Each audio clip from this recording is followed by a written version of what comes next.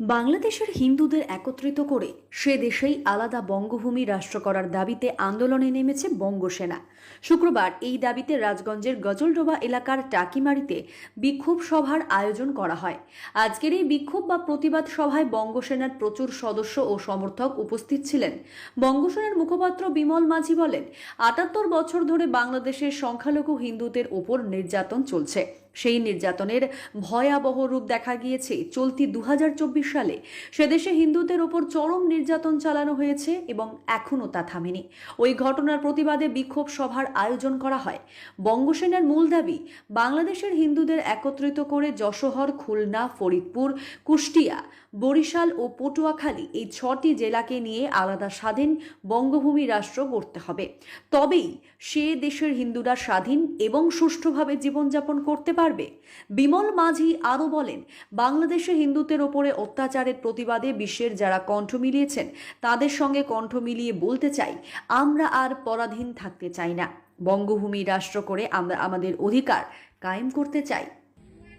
Doctor Kalidas বৈদ্য বলেছিলেন যে বাংলাদেশের সংখ্যালঘু হিন্দুদের জন্য একমাত্র নিরাপদ স্থান ওই বাংলাদেশে ৬টি ডিস্ট্রিক্ট নিয়ে যশোর, খুলনা, ফরিদপুর, কুষ্টিয়া, বরিশাল, পটুয়াখালী এই ৬টি ডিস্ট্রিক্ট নিয়ে ওখানে স্বাধীন বঙ্গভূমি রাষ্ট্র গঠন করে ওখানেই হিন্দুদের, সংখ্যালঘুদের ওখানেই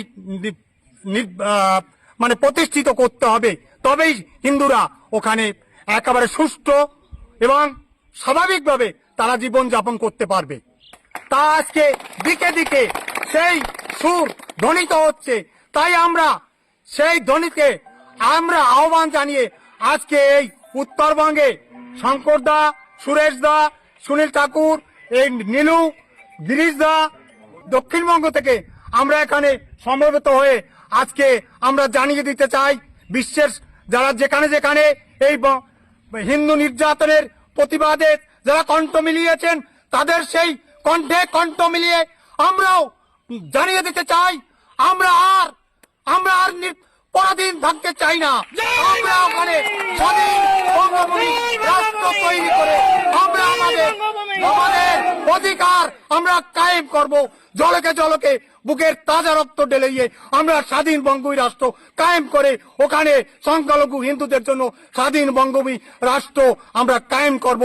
বন্দে মাতরম। ডক্টর ধন্যবাদ। জয় রাষ্ট্রপতি পার্থ ভারত মাতা কি।